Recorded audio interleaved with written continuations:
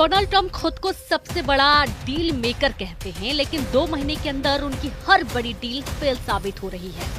Ukraine और Gaza में ceasefire टूटने के बाद डोनाल्ड ट्रंप पर सवाल उठने शुरू हो गए हैं। यही वजह है कि ट्रंप को भी एहसास होने लगा है कि इस वक्त युद्ध में सिर्फ पुतिन की मर्जी चल रही है।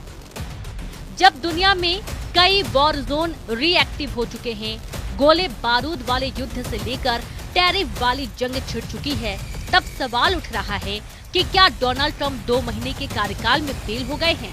क्या अमेरिका का सुपर बॉस युद्ध वाले फ्रंट पर सुपर फ्लॉप साबित हुआ है? अमेरिका से दुश्मनी फिर से रिकॉर्ड तोड़ रही है। खामेनेई से लेकर जिनपिंग और पूरा यूरोप ट्रंप के खिलाफ खड़ा हो रहा है। क्या ये माना जाए कि अब अमेरिका की कोई नहीं सुन रहा? दुश्मन ही अब ट्रंप के खिलाफ नहीं, बल्कि अमेरिका के पुराने साथी भी अब बागी हो चुके हैं और सबके टारगेट पर अब डोनाल्ड ट्रंप हैं। ट्रंप ने जहां जहां युद्ध की आग बुझानी चाहिए, वहीं से तेज धार वाले चाकू अब ट्रंप पर वार कर रहे हैं। डोनाल्ड ट्रंप ने 20 जनवरी को दूसरी बार राष्ट्रपति पद की शपथ ली और 2 महीने के कार्यकाल में ट्रंप ने 2 सबसे बड़े वॉर जोन में आग बुझाने की कोशिश भी की।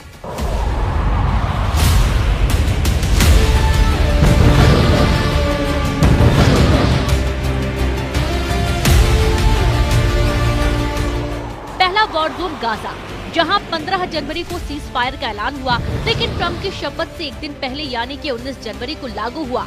वो सीज फायर ठीक 2 महीने बाद तार हो गया।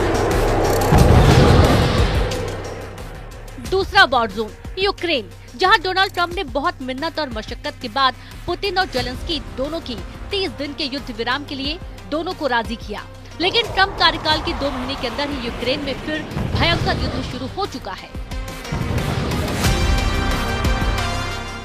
यानी ट्रंप यूक्रेन में भी फेल हो गए, जहां पुतिन और जेलेंस्की एक दूसरे पर आग बरसा रहे हैं, और गाजा में भी ट्रंप नाकाम हो चुके हैं क्योंकि इजराइल ने सीज फायर तोड़ डाला और 48 घंटे में हुई बमबारी में 700 से ज्यादा लोग मारे गए हैं। लेकिन ट्रंप अब भी सीज फायर मूड में हैं। अमेरिका के राष्ट्रपति डोनाल्ड ट्रंप का कहना है कि हम बहुत सी जगह युद्ध विराम करने जा रहे हैं, सब बहुत अच्छी तरह से चल रहा है। दोनों तरफ सैनिकों ने एक दूसरे पर बंदूकें तानी हुई थी, बहुत से सैनिक घिरे हुए थे। हम बहुत जल्द पूरी तरह युद्ध विराम करेंगे, हम समझौते भी करेंगे, जमीन बांटने को लेकर भी बात होगी। नेतन्याहू की गाजा पर बमबारी वाली पॉलिसी ने ट्रंप की सीज फायर वाली कोशिश पर पानी फेर दिया। गाजा में हालात बहुत ज्यादा खराब हैं और एक बार फिर से नेतन्याहू कह रहे हैं कि हमास को पूरी तरह खत्म करना ही उनका एजेंडा है।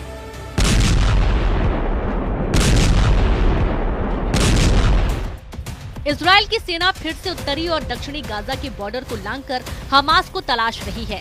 नेतन्याहू के टैंक बचे कुचे गाजा को फिर से रौंदने को तैयार है, लेकिन असली एक्शन में तो उनके फाइटर जेट हैं, जिन्होंने फिर से टनों बारूद की बरसात गाजा पर शुरू कर दी है।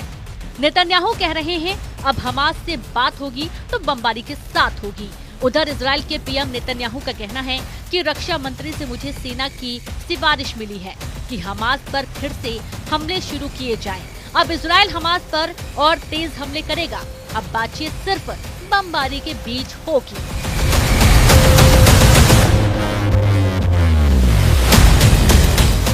गाजा के बाद दूसरा बड़ा वॉर जोन यूक्रेन है और यहाँ जेलेंस्की ने जब से रूस के परमाणु अड्डे में पुतिन को हिलाने वाला धमाका किया, तब से यूक्रेन और रूस के बीच युद्ध विराम की गुंजाइश शून्य हो गई है। इस बात का सिग्नल पुतिन की तरफ से ट्रंप को भेज दिया गया है। पुतिन दुश्मनी लेने वाले को माफ नहीं करते, ये बात जेलेंस्की बहुत अच्छी तरह जानते हैं। हालांकि ट्रंप से बातचीत में दोनों पक्ष 30 दिन के सीज फायर के लिए तैयार हो गए थे, लेकिन अचानक यूक्रेन और रूस के बीच बमबाजी का रिकॉर्ड टूट गया, जब जेलेंस्की ने सारातोव में रूस के परमाणु बम वर्षक वाले हवाई अड्डे पर बहुत ही खतरनाक धमाके को अंजाम दिया।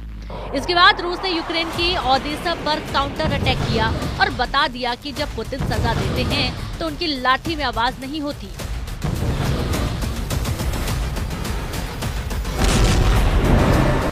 इस वीडियो को देखकर जेलेंस्की से ज्यादा डोनाल्ड ट्रंप को डर लग रहा होगा, क्योंकि जिस युद्ध को रोकने का ख्वाब उन्होंने देखा था, जिस युद्ध को रोकने के नाम पर वो अमेरिका में दोबारा राष्ट्रपति बने, वो जंग अब ट्रंप के कंट्रोल से पूरी तरह बाहर हो चुकी है।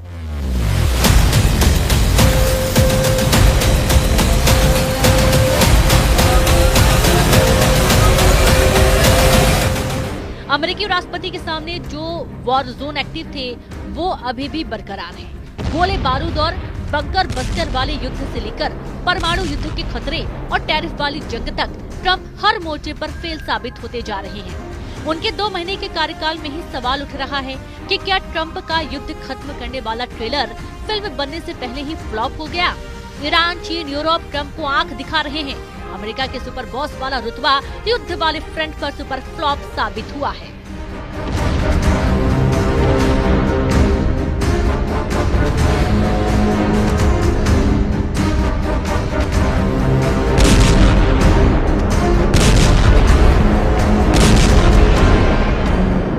उधर ईरान के सर्वोच्च नेता अली खामेनेई ने 2 कहा कि अमेरिका को पता होना चाहिए कि ईरान को डराने से कुछ नहीं होगा। ईरान ने भी कभी युद्ध शुरू नहीं किया, लेकिन अगर कोई बुरे इरादों से काम करता तो उसे सख्त सजा मिलेगी। ईरान के सर्वोच्च नेता अली खामेनेई बार बार बता रहे हैं कि अमेरिका चाहे जितनी बड़ी ताकत हो, डोनाल्ड ट्रंप चाहे जितने बड़े डील मेकर हों, ईरान उनके साथ समझौता नहीं करेगा।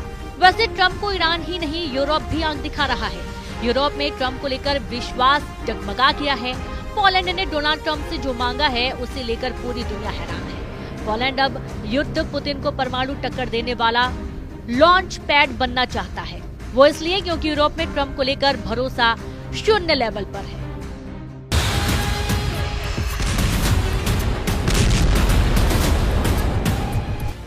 पूरे नाटो को सुरक्षा की नई गारंटी की जरूरत है और पुतिन से बचने के लिए एटम बम ही सबसे बड़ी गारंटी माना जा रहा है। आंद्रे दूदा चाहते हैं कि डोनाल्ड ट्रंप अपना एटम बम उन्हें सौंप दे, यानी अमेरिका अपने परमाणु बम पोलैंड में तैनात कर दे। दूदा के मुताबिक बिना परमाणु हथियारों के रूस को रोकना मुश्किल है। इन सबके बीच पोलैंड के राष्ट्रपति आंद्रे दूदा ने कहा कि शांति तभी मुमकिन है जब उसके पीछे ताकत हो, ताकि हमलावर को रोका जा सके। अगर युद्ध को रोका नहीं जा सकता तो शांति बहाली के लिए न्याय के साथ साथ ताकत की भी जरूरत होती है। पोलैंड की दलील है कि पुतिन अपने परमाणु हथियारों को बेलारूस में तैनात कर चुके हैं। ऐसे में पोलैंड भी परमाणु बम की मेजबानी के लिए तैयार है। इसमें कोई शक नहीं कि पुतिन के युद्ध को लेकर पूरा नेटो तनाव में है। पोलैंड तो यूक्रेन के बाद पहला फ्रंट है जहां लगातार नेटो की सेनाएं एक्टिव रहती हैं और अब पुतिन के साथ ट्रंप की नजदीकी ने पोलैंड ही नहीं पूरे यूरोप में एक डर बैठा दिया है। इजराइल और यूक्रेन का रुख भी बता रहा है कि ट्रंप की नसीहत अब मजाक बन चुकी है।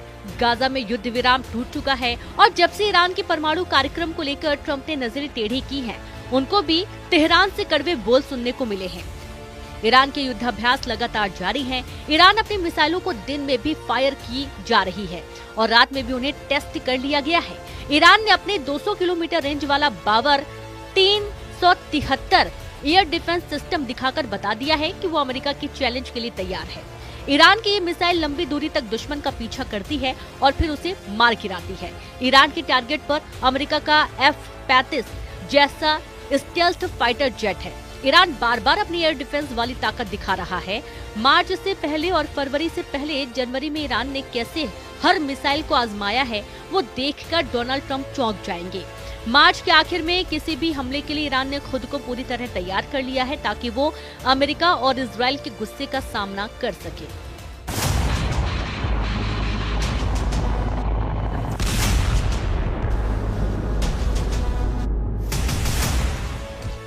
ईरान ने जनवरी के महीने में 4 युद्धाभ्यास करके ईरान ने अपनी ताकत दिखाई है।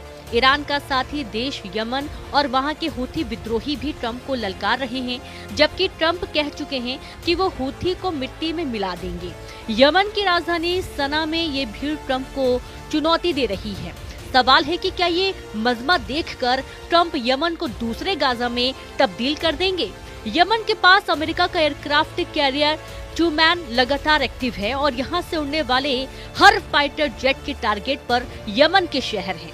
लेकिन यमन का गुस्सा अमेरिका को बहुत कम करके आंक रहा है और यही बात ट्रंप के रौब पर सवाल उठाती है। इसमें कोई शक नहीं कि गाजा से लेकर बेरूत और यमन से लेकर तेहरान तक डोनाल्ड ट्रंप की छवि अब डील मेकर नहीं वॉर मेकर की बनती जा रही है। और ट्रंप के लिए बड़ा झटका ये है कि उनकी धमकियों को अब कोई गंभीरता से नहीं ले रहा है। ये तस्वीर साफ है, 2 महीने के अंदर ही ट्रंप का कार्यकाल बड़ी चुनौतियों से घिर गया है। लग रहा है जैसे अमेरिका की सुनने वाला कोई बचा नहीं। जो देश अमेरिका के एक इशारे पर ही जी हुजूरी करते थे, अब वो अमेरिका के दुश्मनों के लहजे में ट्रंप को टारगेट कर रहे हैं। सबके टारगेट पर अब डोनाल्ड ट्रंप है। साफ है कि ट्रंप ने जहां जहां युद्ध की आग बुझानी चाहिए, वहीं से तेज धार वाले चाकू अब ट्रंप पर वार कर रहे हैं। लेकिन एक बात है जो यूक्रेन, गाजा और यमन में होने वाले धमाकों के साथ बहुत तेजी से बदलता जा रहा है, वो है डोनाल्ड ट्रंप का मेक अमेरिका ग्रेट अगेन वाला नारा। क्योंकि अमेरिका ग्रेट तभी है जब दुनिया अमेरिका की बात मानेगी।